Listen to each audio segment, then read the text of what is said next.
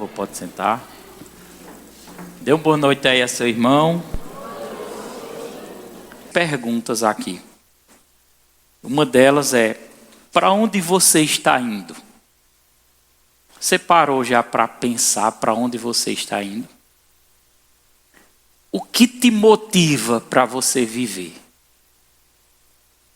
Ou você vive apenas tipo assim: eu vivo para trabalhar, para ganhar dinheiro, para que eu possa comer, para que eu possa beber, para que eu possa alimentar os meus filhos, para que eu possa passear. É somente para isso que você vive? Amém?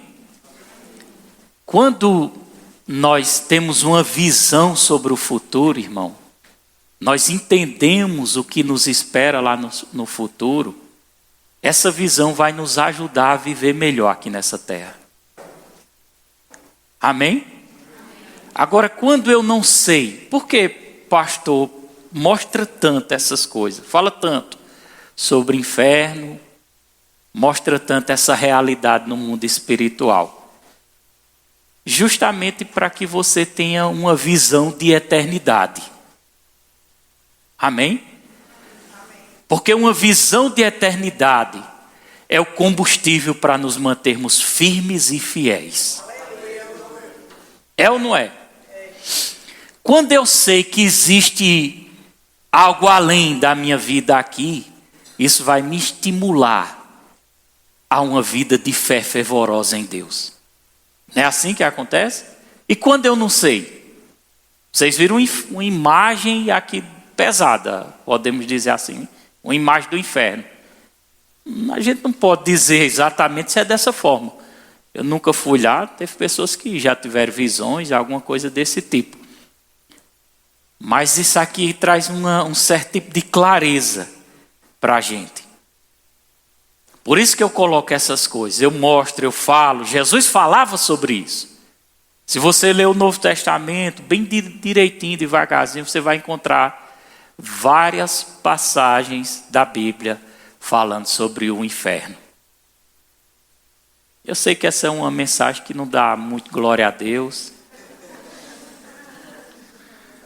mas dá vontade de você se consagrar mais.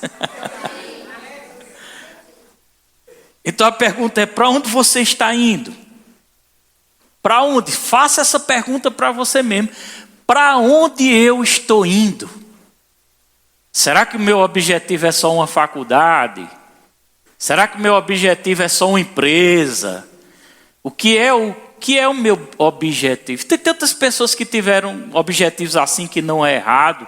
Deus abençoa.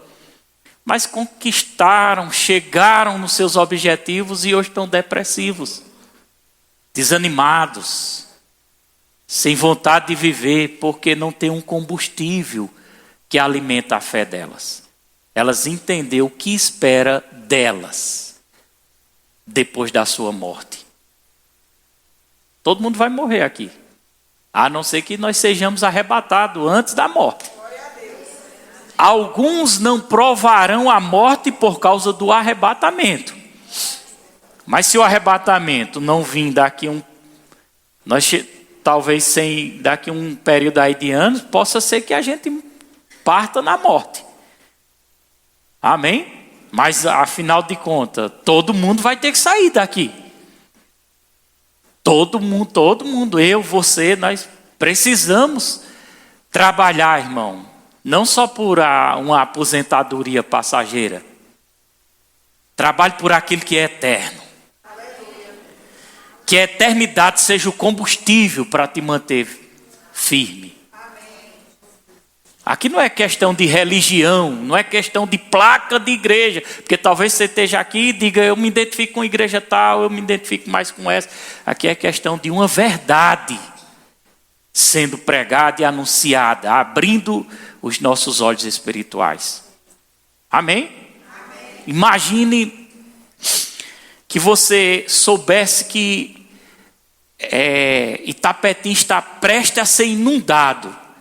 A nossa barragem está com problema e, segundo os especialistas, já foi comunicado que A qualquer momento essa barragem vai ser rompida. E quem estiver nessa cidade vai ser arrastado, vai levar todo mundo vai morrer. Imagina se você soubesse dessa notícia. O que é que essa notícia chegou hoje, colocada na internet, e todo mundo começou a compartilhar no WhatsApp, no Facebook, e todo mundo virou aquele negócio frenético. Automaticamente, se você soubesse que isso ia acontecer, ele disse, pode ser a qualquer momento, pode ser até nessa madrugada, pode ser amanhã, pode ser há poucos dias. O que é que você ia fazer?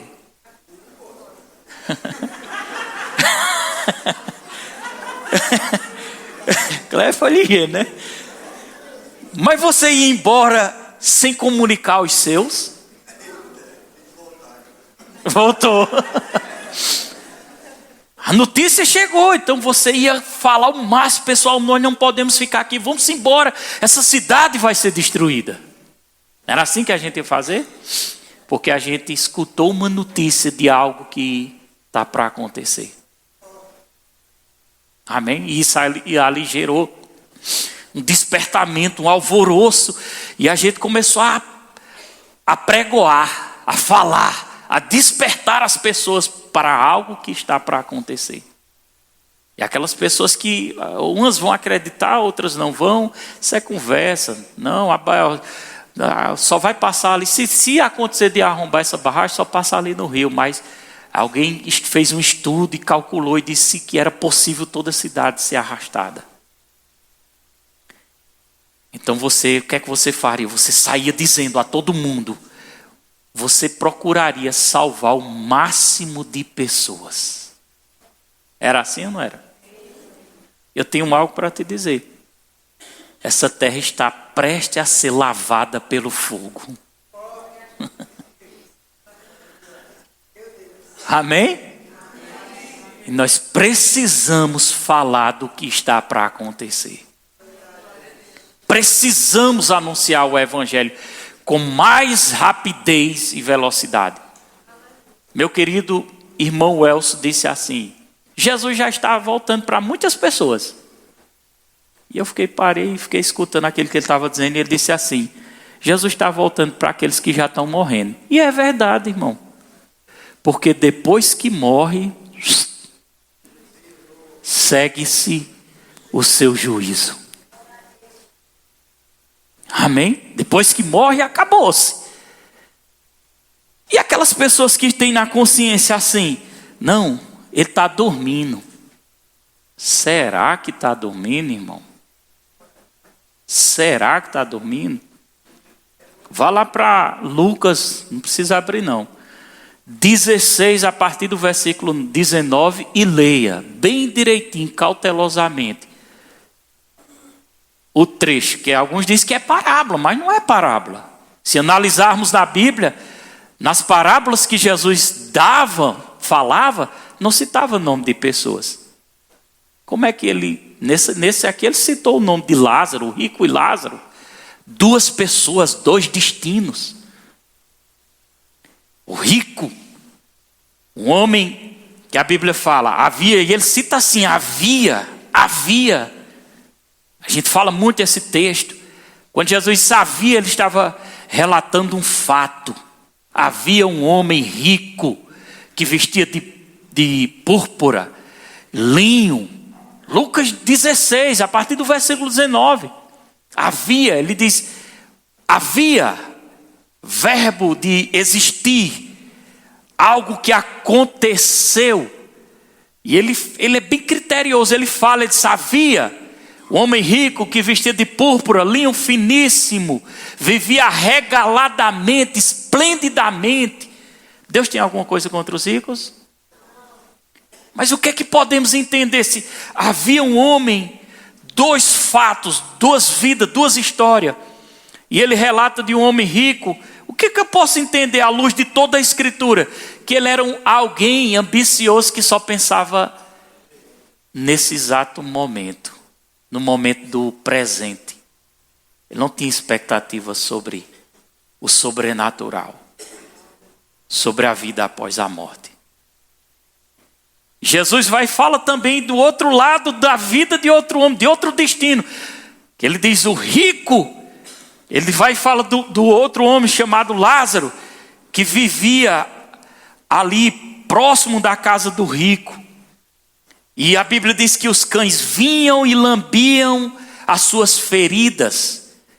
Se a pessoa ler esse texto assim, rapidamente, sem compreensão das escrituras, ele vai dizer assim: eita, então tem que viver igual um mendigo para eu poder ser salvo. É assim? Não. Deus poderia restaurar a sorte daquele mendigo. Deus poderia dar uma honra a ele, um trabalho. Deus poderia fazer algo. Algo talvez esteja acontecendo na vida da pessoa por falta de buscar ao Senhor, de preparação, alguma coisa desse tipo.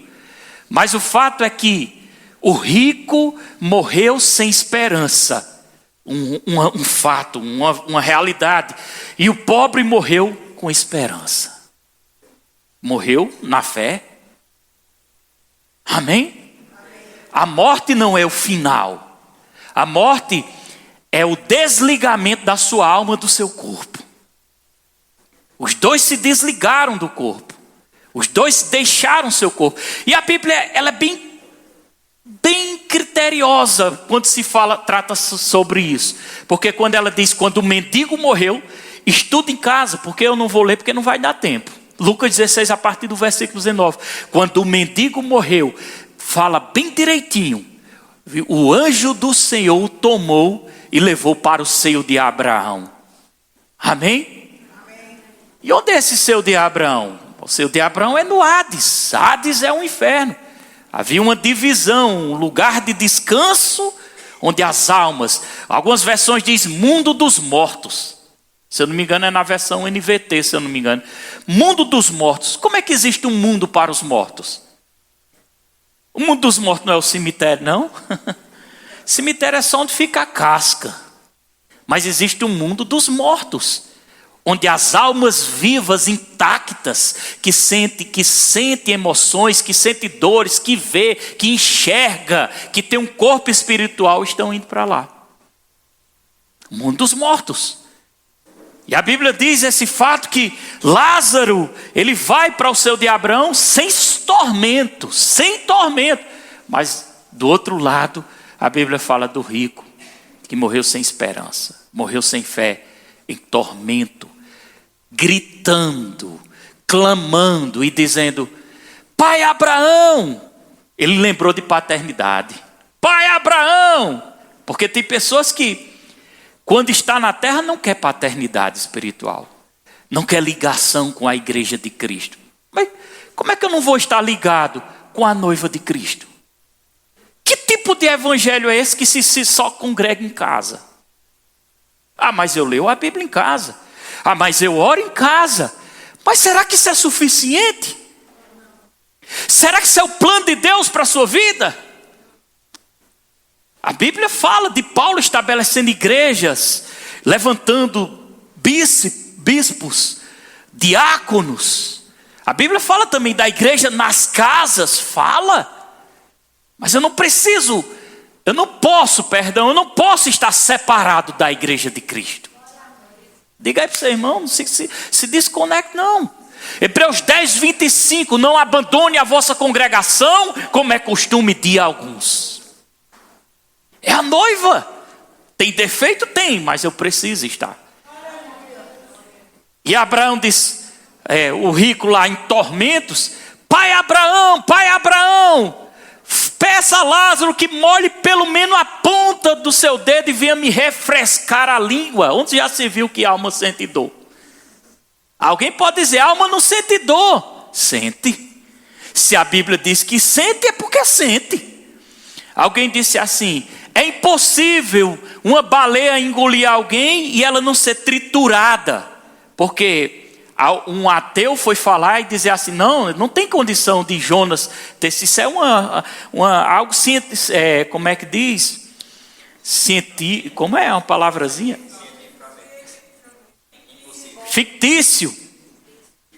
Jonas, isso aí não existiu não. E falou para Marco Feliciano. Marco Feliciano disse assim: se a Bíblia dissesse que foi Jonas que engoliu a baleia, eu acreditava. Dá um glória a Deus. Diga assim: eu prefiro acreditar na palavra. Então, se a Bíblia é clara e diz que havia um lado depois dessa vida, a vida depois dessa vida, você sabia disso? A vida depois dessa vida. E nesse lado estava em tormento, clamando, refresca minha língua. E está do outro lado alguém dizendo assim, ele reconheceu paternidade no outro lado da dimensão espiritual. Reconheça paternidade enquanto você está vivo. Ligação espiritual é importante. Abraão responde, não tem como eu passar, porque os que estão ali não passam para cá, nem os que estão aqui passam para lá. Há um abismo entre nós. Não podia. Então deixa eu voltar para a terra novamente, para avisar para os meus. Lá tem, olha a resposta de Abraão, lá tem os profetas. Que ouça. Que ouça. Duas vidas, duas histórias. Dois relatos e dois destinos. O que tem movido você a permanecer firme e fiel e não retroceder? As igrejas que mais têm crescido ultimamente são aquelas que têm falado sobre o fim dos tempos, sobre a volta de Jesus e sobre vida após a morte. Porque se a igreja não fala sobre isso, as pessoas só vão querer viver esse momento de agora. Marcos 8,36. De que vale é o homem ganhar o mundo inteiro e perder a sua alma? Que combustível está me movendo para que eu possa permanecer firme? Outra pergunta. Aonde você quer chegar? Aonde você quer chegar? Qual é a sua visão? Qual é o seu limite aqui na terra? Pastor, se eu conseguir a minha formatura de medicina, disso, daquilo, eu estou satisfeito. Consiga. Se eu consiga. Mas a visão número 1 é a cidade celestial. Eu estou sentindo uma glória aqui nesse altar. Irmão. A visão é o combustível. É para onde eu quero ir. É para onde eu vou chegar. É a minha meta, é o meu alvo, é o que me permanece, o que me faz permanecer vivo e aguentar o cacete. Então, pai de ser irmã, diga, aguenta cacete. Aguenta cacete.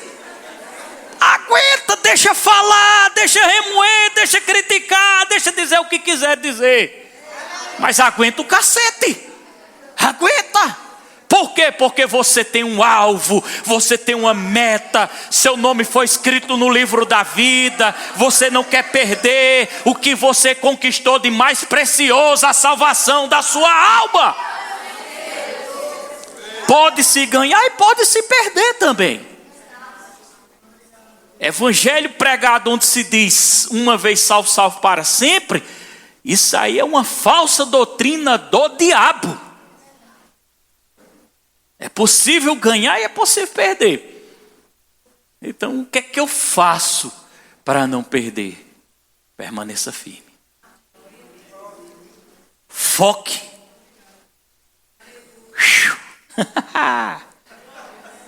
Olha aí para sua irmã e diga, teu foco não é do lado direito, nem esquerdo.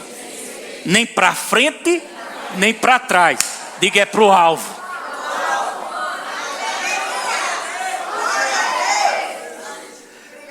Você já ouviu falar de um cara pregando o evangelho, falando uma verdade, anunciando as boas notícias e levando pedrada? E ele olhando para cima e dizendo, meu alvo é lá em cima. Quem foi esse cabra? Estevão. A gente pode ver isso em Atos capítulo 7. Computador Raquel aí, ó. Olha que coisa linda. Olha, isso é exemplos para nós de fé. Deus está nos levando a um tempo de maturidade. Deixa eu te dizer uma coisa. Se você seguir a visão de Deus, e a visão de Deus é permanecer firme, e se você tem uma meta que você olha para o alvo, a nova terra, a nova Jerusalém, deixa eu te dizer algo. Não se preocupe com a provisão, porque ela vai vir.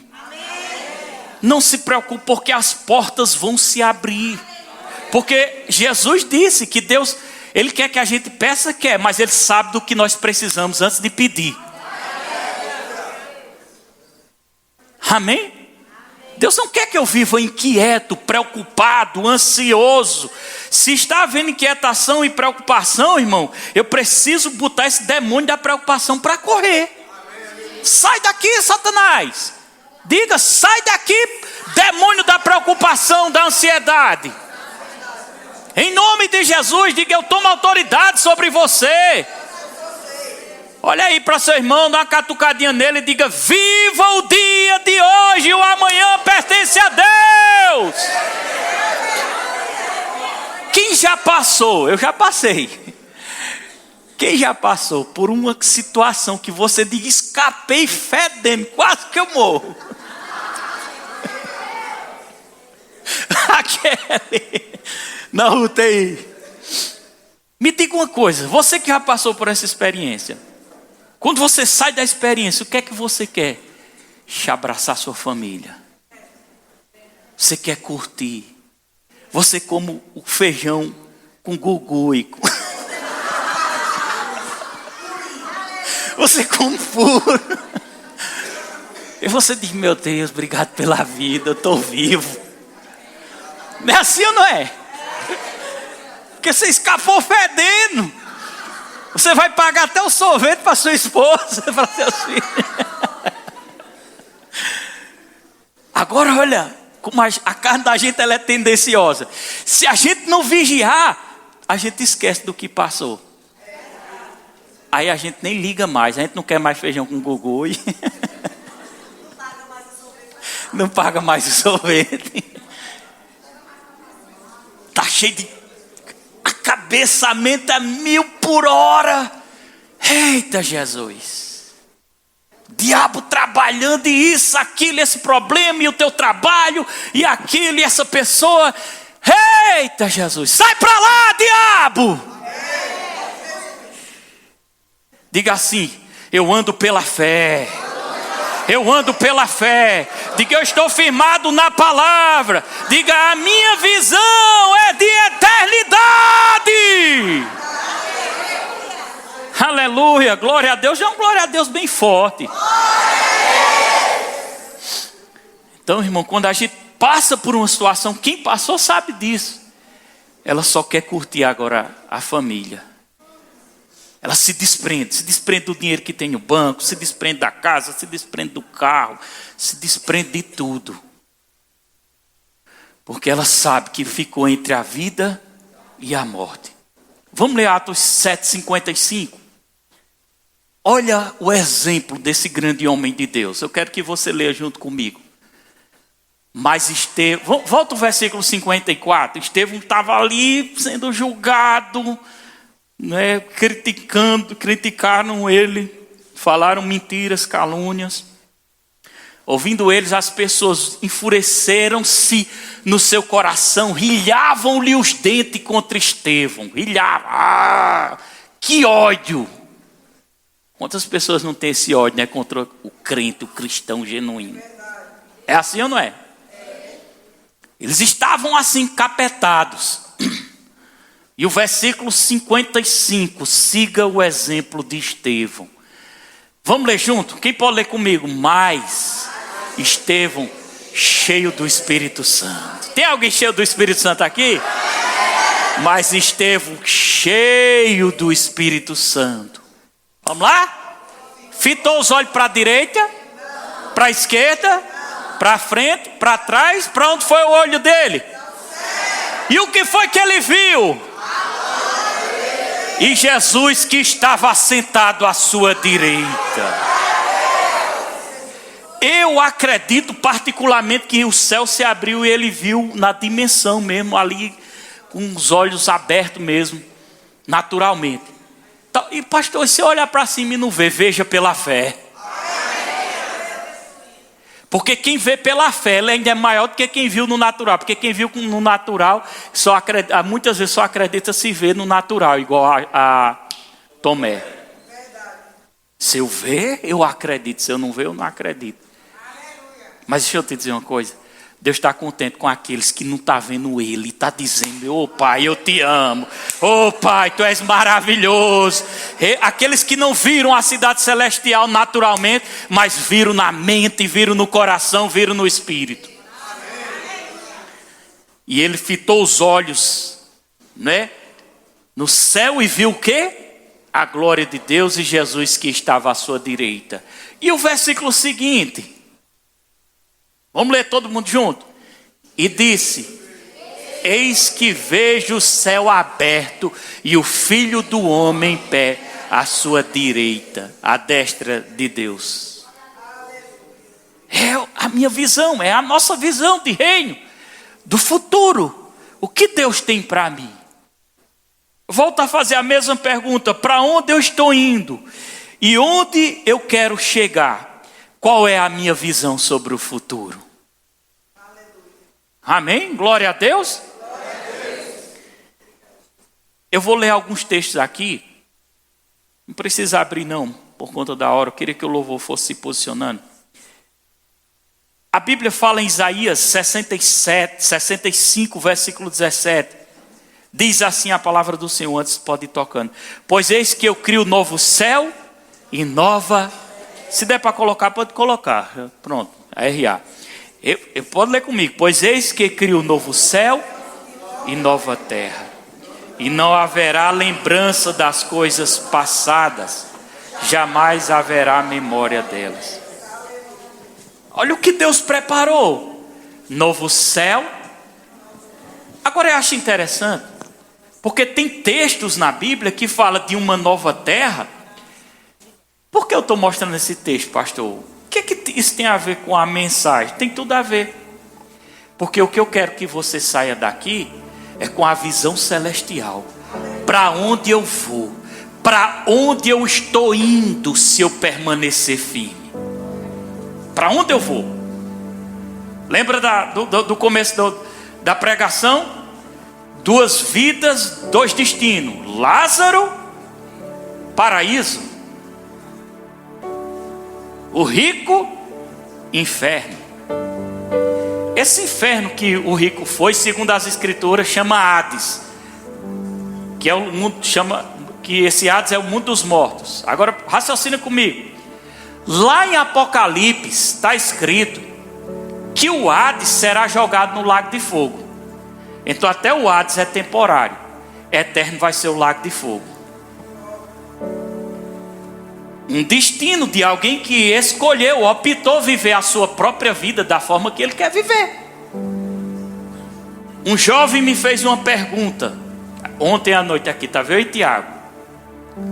Batendo um papo com a gente, e ele, qual? De 20 e poucos anos, quantos anos tu tem? Ele tem 20 e poucos. 25. Qual conselho o Senhor me daria? A mesma palavra que Deus colocou no meu coração, antes de eu falar, foi a mesma palavra que Deus deu a Tiago, tá vendo, Tiago? Qual conselho o Senhor me daria? Eu disse: temor de Deus. Porque se você quer ter sucesso na sua vida, tema a Deus acima de tudo. Você sabe como é que foi a decisão da minha vida? A decisão. Porque eu vivi em um mundo. E a minha decisão foi, parecia Zaqueu, debaixo de uma... Zaqueu estava em cima da figueira e eu estava embaixo. A diferença é que Zaqueu estava em cima, eu estava embaixo. A diferença é que Zaqueu era ladrão. A minha diferença é que eu era um prostituto. Na época eu estava namorando com o Daniel. A minha diferença de Zaqueu foi essa. Mas debaixo da figueira eu olhei para Daniel e disse assim: ou a gente casa e serve a Deus de verdade, ou a gente vai para a bagaceira. E ela disse assim: nós vamos servir a Deus. Eu não contei conversa, irmão. Eu de imediatamente, poucos dias eu estava casado com ela. Temor. Porque quem carrega o temor não nega a sua fé. Não é por dinheiro, não é por nada. crente mentindo. Que tipo de temor é esse, irmão? Sua fé é muito fraca, viu? Se você estiver andando mentindo aí. Negocinho, não, é para eu ganhar isso aqui. Um auxílio aqui, não. Você precisa ter fé para que Deus lhe sustente. Agora, ganhar coisas mentindo não dá certo, não. Kleber disse que quando eu abri a barra aqui em São Vicente, vendia espetinho, eu comecei vendendo cachaça. Mas quando eu voltei para a igreja, eu deixei a cachaça. Eu deixei de vender a cachaça. O que isso representa? Temor. Mas ele poderia optar também, continuar vendendo os quartinhos, né, chama, né? Com o espetinho. E se ele continuasse vendendo? Que tipo de crente era esse? Qual era o exemplo que ele ia dar para a sua esposa? O exemplo é, algumas coisas a gente pode. Neilson me falou de um homem, de um rapaz, que é colega dele. Ele visitou até aqui essa igreja, conhecedor das escrituras, tem a visão parecida com a gente. Neilson falou que saiu para almoçar, ele é crente, porém ele não cumpre Hebreus 10:25. Ele abandonou a congregação, ele é crente caseiro. Eu disse, mora o perigo, aí é que mora o perigo. E Neilson disse que saiu para almoçar e disse, pediu uma cerveja, ele tomou a cerveja. Neilson, rapaz, isso não dá certo. Não, é só uma cervejinha. É só uma cervejinha. Mas aí eu vejo lá nas escrituras, o Salmo, dizendo que a gente não deve nem se sentar em roda de escarnecedores. Ei, irmão, chegou o tempo da gente andar pela palavra. Chegou o tempo da gente andar pela palavra. É só uma cervejinha. Outro dia ele se encontrou, segundo a moça, era só uma cervejinha de novo, não é isso? Foi 4. Resumindo a história, está separado da mulher. E para piorar, ia tirar a sua própria vida. Ei, deixa eu te dizer, um abismo leva a outro abismo.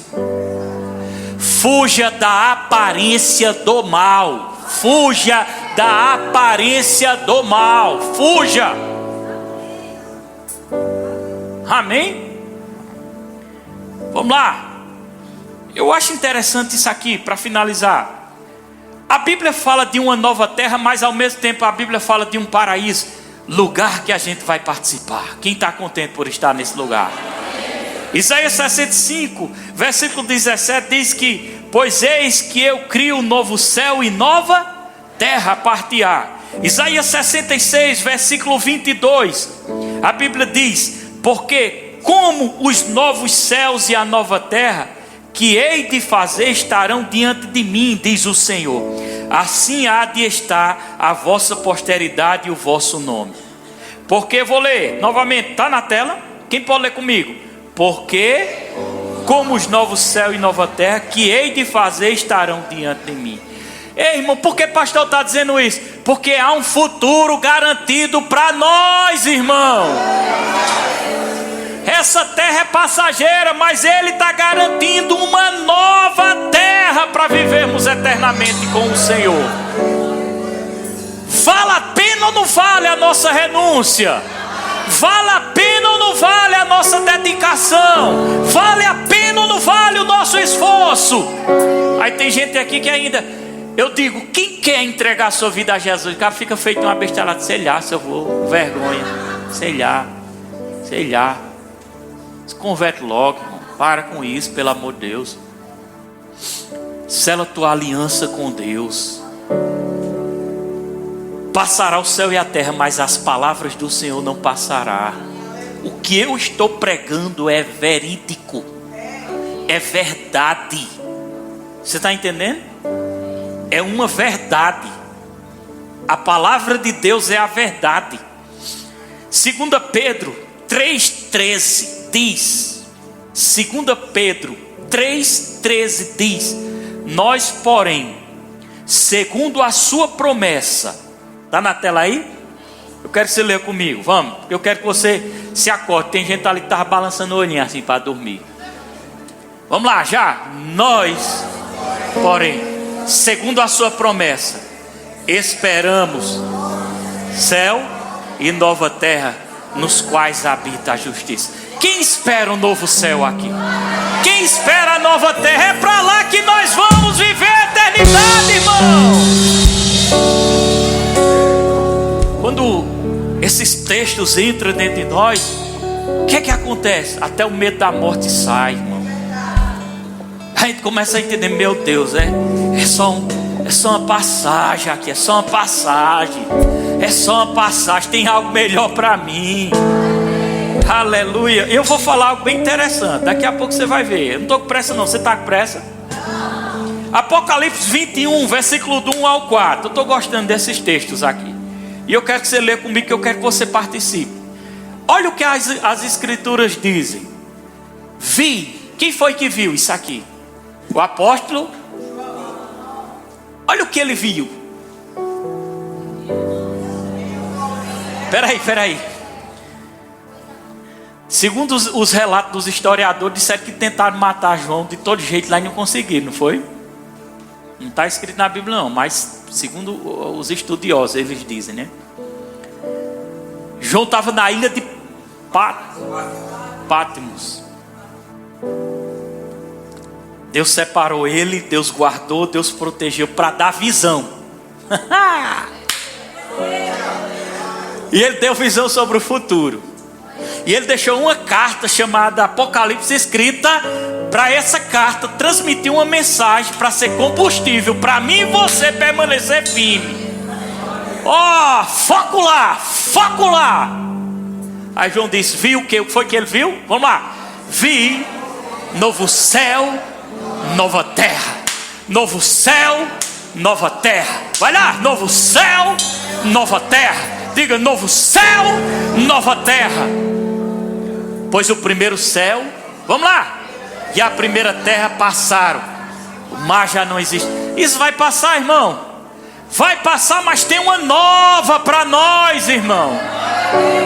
Pode pular, vamos até o versículo. Quem gosta de ler Bíblia aí? Quem gosta? Vamos até o versículo 4. Vamos lá, bem forte mesmo. Eu quero você bem forte, bem vigoroso aí. Vamos lá. Vi também a cidade santa, a nova Jerusalém, que descia do céu, da parte de Deus, ataviada como noivo, adornada para o seu esposo. Versículo 3. Então ouvi grande voz vinda do trono dizendo: eis o tabernáculo de Deus com os homens. Deus habitará com eles, eles serão povos de Deus, e Deus mesmo estará com eles. Ele lhe enxugará dos seus olhos toda lágrima, e a morte já não existirá, já não haverá luto, nem pranto, nem dor, porque as primeiras coisas já passaram. Levante a mão e dá um glória a Deus.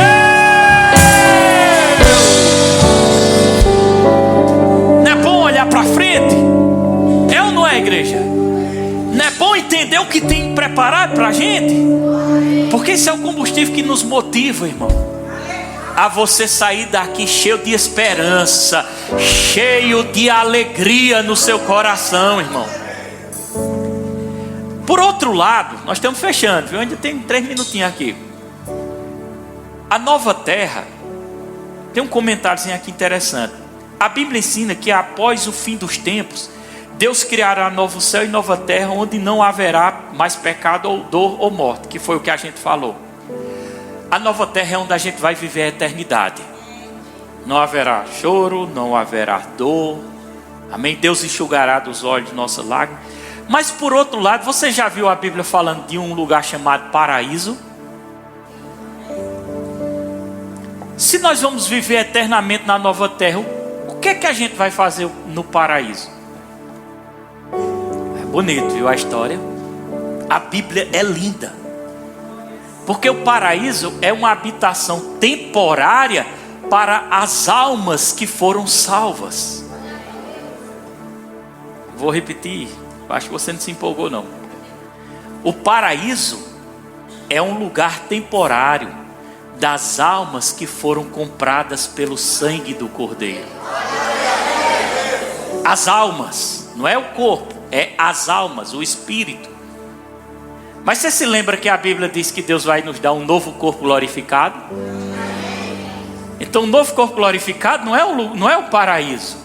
Paraíso é quem morreu em Cristo. Joãozinho, se via a Jesus, crente, fiel, morreu em Cristo. Onde é que ele está? Paraíso. O que é que ele está fazendo lá? Esperando a ressurreição do seu corpo. Mas topa aí no seu irmão e diga: Deus tem até uma provisão para você. Ele vai te dar um corpo novinho em folha para você viver eternamente. É forte ou não é?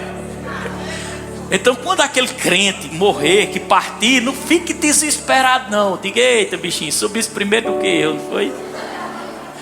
Já está aí no paraíso, aguardando o teu corpinho seladinho, novinho, bem feitinho. Viu? Pela primeira vez você vai ficar bonito se você é feio. Porque não acredito que não vai ter ninguém feio não na nova terra. A esperança para os feios.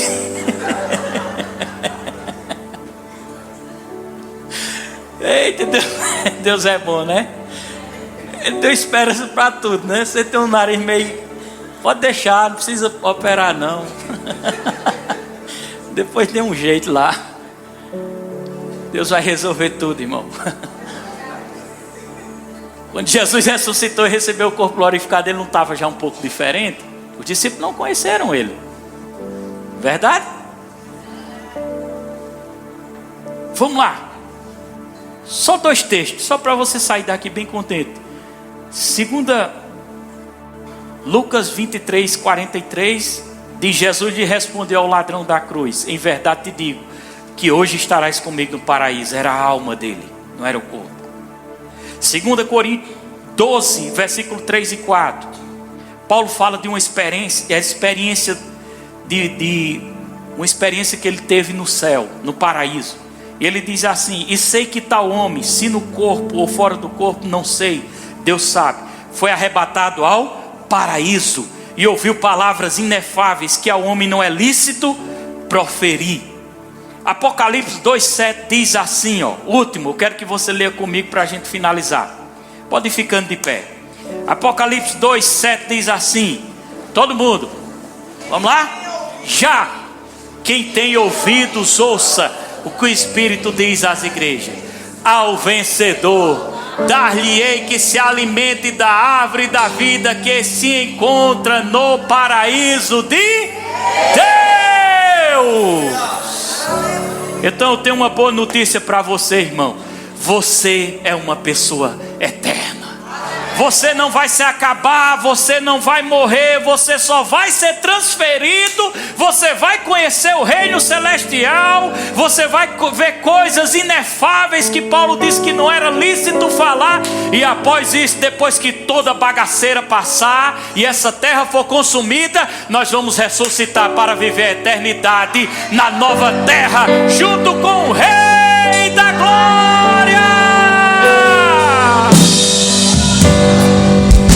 Você fica feliz por isso?